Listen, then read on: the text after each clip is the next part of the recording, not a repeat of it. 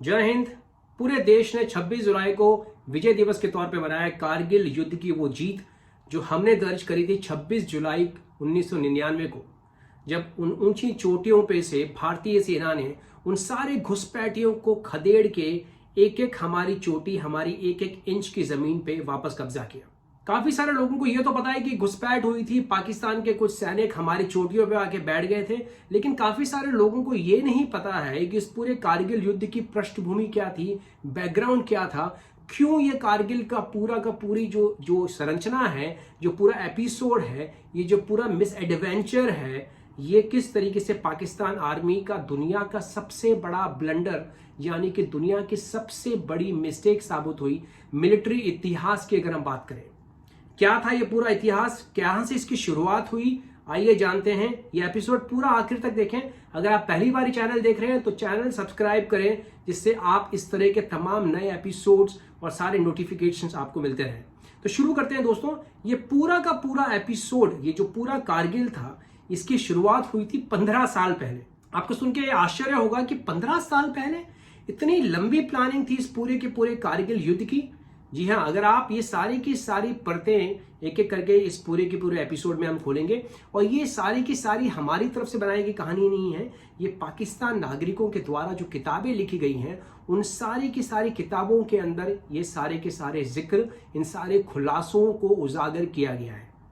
इस पूरी की पूरी प्लानिंग, इसकी शुरुआत हुई थी 1984 में, 1984 में, जब भारत ने सियाचिन पे कब्जा किया। और ठीक उसी के बाद से ही पाकिस्तान तिलमिलाया हुआ था। पाकिस्तान बहुत ही अपसेट था, और जिस घटनाक्रम में, जिस पूरे सिनारियो में भारतीय फौज ने अदम्य साहस का परिचय देते हुए उन सारी तमाम चोटियां जो कि 17,000 18,000 फुट की ऊंचाइयों पर स्थित है, और ये बिल्कुल सियाचिन का जो हिस्सा है एक ऐसा स्ट्रैटेजिक हिस्सा है दोस्तों कि एक तरफ तो है चीन, एक तरफ है पाकिस्तान, और बीच में से इंडिया ने एक ऐसी जगह पे अपनी पोजीशन बनाई है जहां से वो दोनों तरफ पे निगाह रख सकता है। अब आपको ले चलते हैं 1998 यानी 1998 में। 1998 में एक बार वही पृष्ठभूमि, वही का वही सिचुएशन।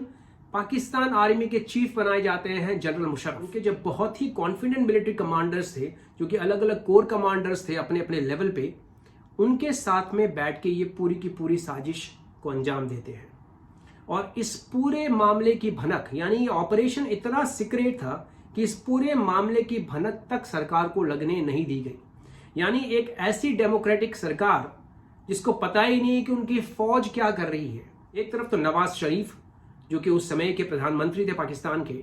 वो भारत की तरफ दोस्ती का हाथ बढ़ा रहे थे, और भारत और पाकिस्तान बहुत ही करीब थे पीस एग्रीमेंट के, जिसको कि एक बहुत ही लैंडमार्क एग्रीमेंट के तौर पे देखा जा रहा था। अब इसकी डिटेल्स क्या थी, क्या इसके अंदर की जो छोटी छोटी माइन्यूट डिटेल्स थी, उसका खुलासा तो नहीं हुआ, लेकिन बहुत ही करीब थे। उसके बाद में भारत को अपना डेलीगेशन लेके पाकिस्तान जाना था। ये बात होने वाली थी 1999 के शुरुआत के महीनों में, और इसी का रेसिप्रोकेटिव जेस्चर के तौर पे भारतीय प्रधानमंत्री श्री अटल बिहारी वाजपेयी अपने पूरे डेलीगेशन के साथ में एक बस यात्रा के द्वारा अमृतसर से जाने वाले थे लाहौर, और ये होना था कहीं जनवरी फरवरी 1999 यानी 1999 के आसपास। 1998 में ये सारे 4 पाकिस्तानी जनरल एक ऐसी प्लानिंग करते हैं कि ये अपने स्तर पे फौज के मूवमेंट्स को मूव करके, और इनकी प्लानिंग ये थी कि वो तमाम चोटियां जहां भारतीय फौज अपने पोस्ट को छोड़ के सर्दियों के महीने में नीचे आ जाती थी,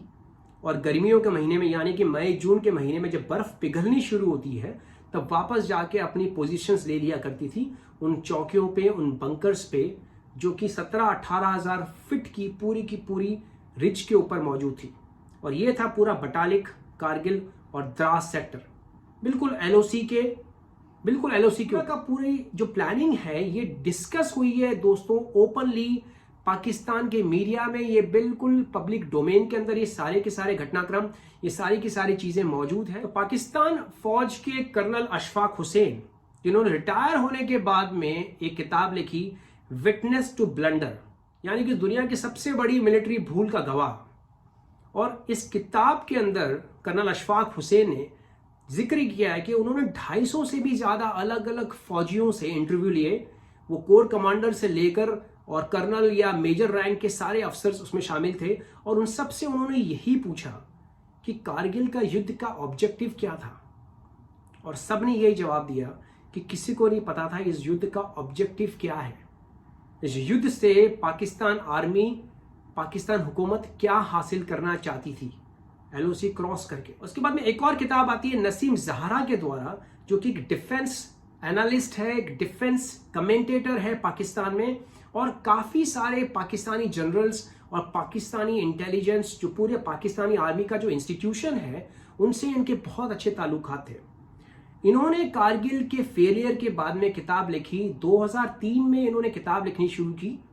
और ये हार्वर्ड यूनिवर्सिटी में इन्होंने पूरा इसका एक पेपर पब्लिश किया है, और इस किताब का नाम था कारगिल टू कू, यानी कारगिल से बगावत तक। और ये किताब जो है ये पूरे की पूरी कारगिल कॉन्फ्लिक्ट की एक एक छोटी छोटी डिटेल्स इसमें शामिल की गई। किताब लिखनी शुरू की इन्होंने 2003 में, और ख़त्म हुई है 2018 में, यानी 15 साल लगे इनको इस पूरी की पूरी किताब को लिखने में। इस पूरे की पूरी किताब का जो एक एक छोटी छोटी चीज़ों का जो जिक्र किया है इन्होंने, वो मैं लिंक में डाल रहा हूँ, आप देख सकते हैं, वहाँ पे भी जाके आप वो सारी की सारी चीज़ें आप पढ़ सकते हैं। इसमें कोई भी चीज़ हमारी तरफ से लिपापोती करके नहीं दी गई है, ये बिल्कुल पब्लिक डोमेन में खुद मिसेस नसीम ज़हरा, जो कि एक ऑथर है, उन्होंने लिखी है। और इस किताब में उन्होंने उस तमाम घटनाक्रम का जिक्र किया है। अब आते हैं कि इस पूरे के पूरे मिस एडवेंचर जो पाकिस्तानी आर्मी ने कारगिल के तौर पे किया, इसका मकसद क्या था, इसके पीछे ऑब्जेक्टिव क्या था। दोस्तों, सबसे पहला ऑब्जेक्टिव था कि जिस तरीके से सियाचिन ग्लेशियर पे भारत जाके बैठ गया था, जैसा मैं पहले बता चुका हूं, ये एक बहुत ही कांटे की तरह पाकिस्तान आर्मी को चुभ रहा था। तो नंबर 1 रीजन था कि सियाचिन ग्लेशियर का बदला लिया जाए। नंबर 2, इनका मेन मकसद था ये जितनी भी जो पॉइंट्स थे, जितनी भी चौकियां थी, जितनी भी पोजीशंस थी, ये सारी की सारी 17,000 18,000 फुट की ऊंचाई पे थी।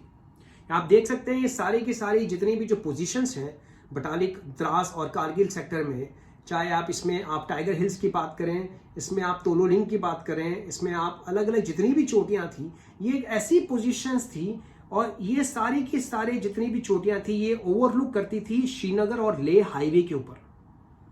तो ये पूरा का पूरा एक स्ट्रैटेजिक ऐसी पोजीशन थी कि अगर आप ऊपर बैठे हुए हैं तो आप बड़ी आसानी से ये पूरे के पूरे जो हाईवे था, जिसको हाईवे नेशनल हाईवे 1A कहा जाता है, इसके ऊपर आप बमबारी करके, गोलाबारी करके इस पूरे सप्लाई रूट को आप काट सकते हैं, जिससे कि पूरा रसद, जितना साजो सामान है, जितना भी मिलिट्री का सप्लाई है जो श्रीनगर से कारगिल जाती है या श्रीनगर से लेह जाती है, वो इसी सेक्टर से होके जाती है।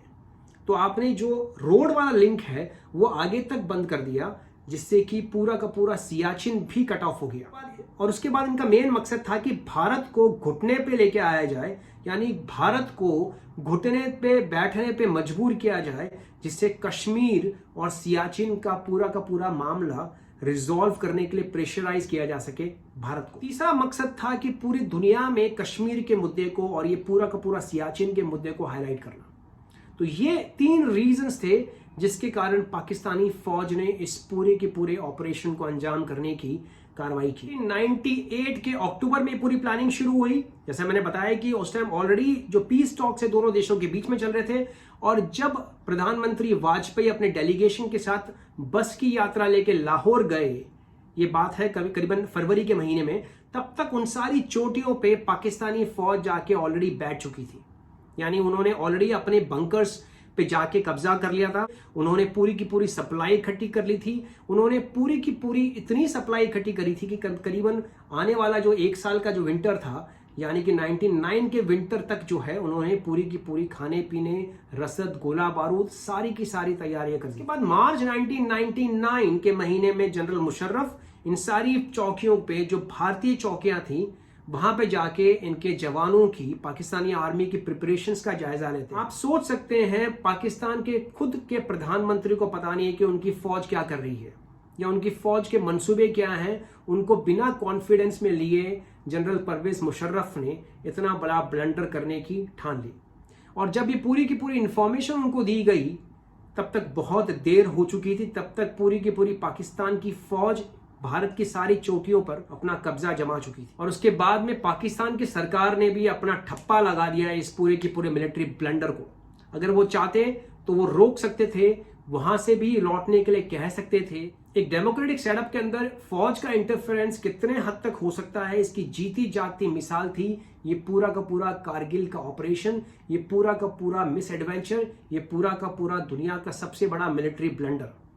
और ये हम नहीं कह रहे हैं, ये वहां की किताबों में लिखा है, वहां के खुद नागरिक, वहां के खुद नुमाइंदे इसको पब्लिक डोमेन में इन्होंने इसको उजागर किया है। और उसके बाद में हमारी तरफ से कुछ जो गडरिये थे, जो शेफर्ड्स थे, वो ढूंढते ढांढते उनको पता लगा कि कुछ ना कुछ यहाँ पे हलचल हो रही है, इन चौकियों पे कुछ ना कुछ हलचल है, जबकि अमूमन ये चौकियां खाली रहती है। और उन्होंने इसकी खबर दी हमारी भारतीय सेना के इंटेलिजेंस को, और वहां से ये धीरे धीरे इसकी परतें खुलनी शुरू हुई। जब भारतीय फौज ने पेट्रोलिंग भेजनी शुरू करी और उसके बाद में भारतीय सेना ने अलग अलग पेट्रोलिंग यूनिट भेजनी शुरू करी इन इलाकों में पूरी स्थिति का जायजा लेने के लिए, जिसमें भारतीय फौज की 4 जाट रेजिमेंट के कुछ जवान जब पेट्रोलिंग करने के लिए अपने ऑफिसर लेफ्टिनेंट सौरभ कालिया के साथ में इस इलाकों में पहुंचे, तो इनके ऊपर घात लगा के हमला किया गया, इनको बंदी बनाया गया और इनको ऐसी यातना दी गई जो कि फौजी इतिहास में एक ब्लैक स्पॉट, यानी कि एक बहुत ही शर्मनाक घटना के तौर पे निंदनीय है। इन सारे फौजियों को इतना टॉर्चर किया गया और इनके जीते जी इनको टॉर्चर किया गया, और उसके बाद में मृत अवस्था में इनके शरीर को, इनकी बॉडीज को भारतीय सेना को सौंपा गया, और इतनी खराब अवस्था में दिए गए जिसको कि बता पाना मुश्किल है।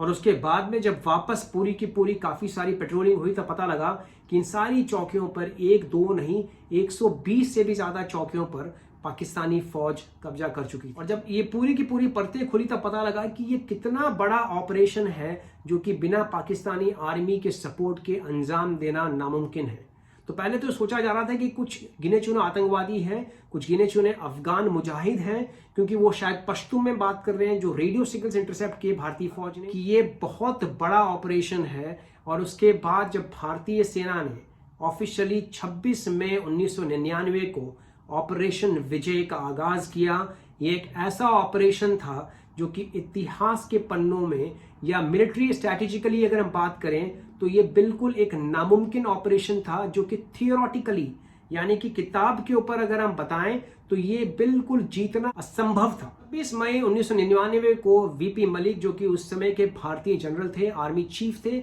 उन्होंने कैबिनेट कमेटी ऑफ सिक्योरिटी को उन्होंने पूरी ब्रीफिंग दी, और उसमें बताया गया कि किस तरीके से इन सारे के सारे चौकियों पर पाकिस्तानी फौज ने कब्जा कर लिया है। भारत की सरकार और पाकिस्तान की सरकार में ये फर्क है कि भारत की फौज कोई भी ऑपरेशन करती है तो उसमें कैबिनेट कमेटी ऑफ सिक्योरिटी की पूरी रजामंदी होती है, उसका ग्रीन सिग्नल मिलता है, उसी के बाद में कोई भी इस तरीके का मिलिट्री ऑपरेशन को करने की घंटी बजाई जाती है। तो इस कैबिनेट कमेटी ऑफ सिक्योरिटी की मीटिंग के बाद में प्रधानमंत्री अटल बिहारी वाजपेयी ग्रीन सिग्नल देते हैं, और यहां से शुरू होता है इतिहास के पन्नों में एक ऐसा ऑपरेशन जो कि बिल्कुल मुश्किल ही नहीं, एक नामुमकिन ऑपरेशन था। अगर हम मिलिट्री की पूरे वॉरफेयर की थियोरेटिकली, यानी कि अगर हम किताबों की बात करें, तो एक ऐसा ऑपरेशन जो कि अंजाम देना भी नामुमकिन था। दुश्मन 18,000 17,000 फुट की चोटियों पे बैठा हुआ है, और वहां से वो आपको पूरी के पूरे आपकी सारी एक एक मूवमेंट्स के ऊपर, एक एक गतिविधियों के ऊपर निगरानी रखा हुआ है। आप ना केवल ऊंचाइयों से लड़ रहे हैं,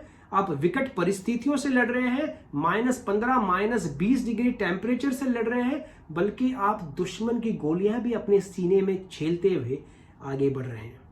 तो ये थी पूरी की पूरी परिस्थितियां, जिसको पार करते हुए हमारे फौजियों ने, भारतीय सेना के जवानों ने अदम्य साहस, अदम्य पराक्रम का शौर्य दिखाया। अब यहां पे इन दोनों देशों की आइडियोलॉजी के डिफरेंस को जानना बहुत जरूरी है।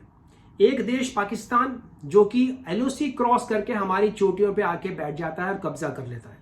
अपने नापाक इरादों और मंसूबों के साथ। दूसरी तरफ एक और डेमोक्रेटिक कंट्री भारत, जिसने कभी भी किसी भी देश के ऊपर आज तक इतिहास गवाह है कभी भी हमला नहीं किया है। यानी भारत ने कभी भी पहल नहीं की है किसी भी देश, चाहे वो पड़ोसी देश ही क्यों ना हो, पहले हमला करने की। हमेशा भारत की फौज ने रिटेलिएट किया है, जवाब दिया है, दुश्मन की ईंट से ईंट बजाई है, लेकिन पहले कभी भी हमला नहीं किया है। अब यहां पे भी सबसे बड़ा आइडियोलॉजिकल डिफरेंस, भारतीय सेना को बिल्कुल क्लियर इंस्ट्रक्शन दिए गए थे प्रधानमंत्री अटल बिहारी वाजपेयी की तरफ से कि हम लोग एलओसी क्रॉस नहीं करेंगे, हम जो भी कुछ करेंगे अपनी सीमा में रहते हुए करेंगे। हम अपनी एक एक इंच से पाकिस्तानी सेना को खदेड़ेंगे, खींच खींच के निकालेंगे, दौड़ा दौड़ा के भगाएंगे, लेकिन हम अपनी जमीन पे ही रह के सारा ऑपरेशन को अंजाम देंगे। पूरे ऑपरेशन में भारतीय वायुसेना ने एक बहुत ही इंपॉर्टेंट रोल प्ले किया। पाकिस्तान की फौज ने सपनों में भी नहीं सोचा था कि उनको नीचे से बोफोर्स और हॉविट्जर तोपों को भी झेलना पड़ेगा, और ऊपर से भारतीय वायुसेना की जो एयरक्राफ्ट्स हैं उन्होंने दुश्मन के सारे टारगेट्स को चुन चुन के निशाना बनाया। 250 किलो के गाइडेड बॉम्ब्स का भी इस्तेमाल हुआ इस पूरे ऑपरेशन में, मिराज 2000 यानी मिराज 2000 लड़ाकू विमानों के द्वारा, जो कि बिल्कुल सटीक और बिल्कुल निशाने पे अचूक लगते हैं। दुश्मन बौखलाया, काफी सारी कैजुअलिटी हुई, छोड़ छोड़ के चौकियों से भागे, और उसके अलावा भारतीय फौज ने जो जमीनी हमला किया, ऐसी ऐसी जगह से चढ़ चढ़ के उन्होंने उन सारी चौकियों के ऊपर हमला किया, जिसमें बहुत सारे परमवीर चक्र, बहुत सारे महावीर चक्र भारतीय फौज को मिले। अगर हम डिप्लोमेटिकली बात करें तो भारत सरकार ने 3 इंपॉर्टेंट फैसले लिए थे इस पूरे के पूरे कारगिल के विजय युद्ध में। सबसे पहला इंपॉर्टेंट कि भारतीय सेना एलओसी क्रॉस करके दुश्मन के पीछे नहीं जाएगी,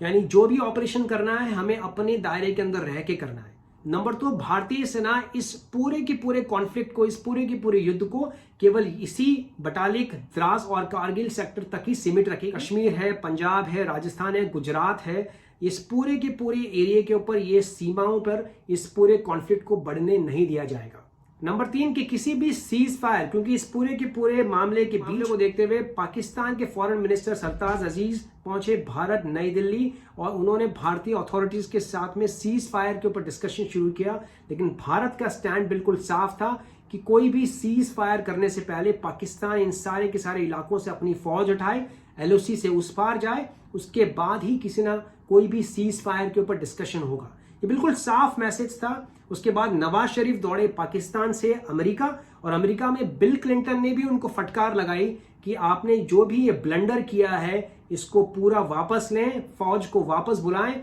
उन सारे के सारे एलओसी को पूरा मेंटेन करें। लेकिन तब तक भारतीय फौज ने इतनी जोरदार हमला कर चुकी थी, भारतीय फौज इन सारे के सारे जितनी भी पोजीशंस थी, कि पाकिस्तानी फौज को इन सारे इलाकों से भागना पड़ा, हथियार छोड़ के, साजो सामान छोड़ के, अपनी पीठ दिखाते हुए पाकिस्तानी फौज यहां से भागी है।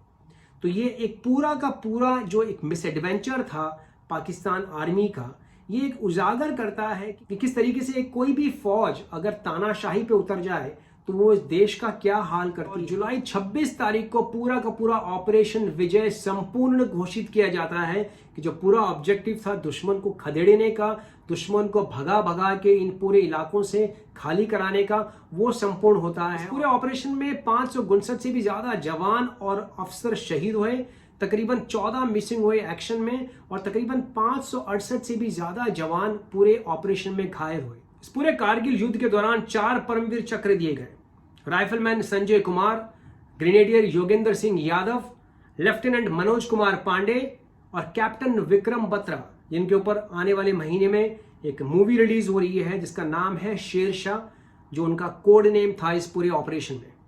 तो ये 1971 के हिंदुस्तान पाक वॉर के बाद सबसे बड़ा युद्ध था, जिसमें इतने सारे मेडल्स दिए गए, इतने सारे गैलेंट्री अवार्ड्स दिए गए, जिसमें 4 परमवीर चक्र और 14 महावीर चक्र शामिल थे। ये पूरा का पूरा कारगिल युद्ध न केवल भारतीय फौज के अदम्य साहस, अद्भुत पराक्रम के लिए जाना जाएगा, बल्कि भारतीय फौज की हाई मोरालिटी, यानी हाई मोरल, और दुनिया की सर्वोत्तम सबसे डिसिप्लिन इंस्टीट्यूशनल वैल्यूज के लिए भी जाना जाएगा। इस पूरे कारगिल वॉर में कितनी बार पाकिस्तानी फौज ने अपने खुद के फौजियों को लेने से इनकार कर दिया, मानने से इनकार कर दिया कि वो उनकी फौज का हिस्सा है। उनके पास में उनके आईडी कार्ड्स मिले थे पाकिस्तानी फौज के, जो कि मुजाहिद के तौर पे उनको यूनिफॉर्म पहन के उनको सादे वेश में भेज तो दिया गया था, लेकिन उनके पास में आईडी कार्ड मौजूद थे जिनसे ये पता लगा था कि ये वहाँ की नदर्न लाइट इन्फेंट्री फौज की बटालियन का हिस्सा है। न केवल भारतीय फौज ने इनको एक सम्मानजनक तरीके से इनको सुपुर्दे खाक किया, बल्कि इनके जनाजे पर नमाजे जनाजा भी पढ़ी गई और उनको बिल्कुल फौजी सम्मान के साथ में दफनाया गया। तो ये शो करता है कि किस तरीके से हमारी फौज की हाई वैल्यूज और हाई डिसिप्लिन, चाहे वो कोई भी परिस्थिति। दूसरी तरफ पाकिस्तान की फौज ने जो सलूक किया हमारे देश के जाबाज सैनिकों की बॉडीज के साथ में, वो पूरी दुनिया के सामने उजागर है। तो दोस्तों, ये था पूरा का पूरा विश्लेषण, ये थी पूरी की पूरी कारगिल के अदम्य साहस की कहानी, जो सदियों तक हमें प्रेरित करती रहेगी, जो सदियों तक हमारे देश में देशभक्ति का जज्बा दौड़ाती रहेगी। और ये पूरा कारगिल युद्ध, ये पूरा विजय दिवस हमारी आने वाली जनरेशन तक, हमारी पीढ़ियों तक हमें प्रेरित करता रहेगा, हमारी रगों में देशभक्ति का संचारण करता रहेगा और हमारे यूं ही रोंगटे खड़ा करता रहेगा। तो ये था अब तक का पूरा विश्लेषण। अगर आपने चैनल सब्सक्राइब नहीं किया है तो चैनल सब्सक्राइब करें, जिससे हम आपके सामने तमाम इंपॉर्टेंट मुद्दों के सारी की सारी रिसर्च लेके आते रहें। जय हिंद।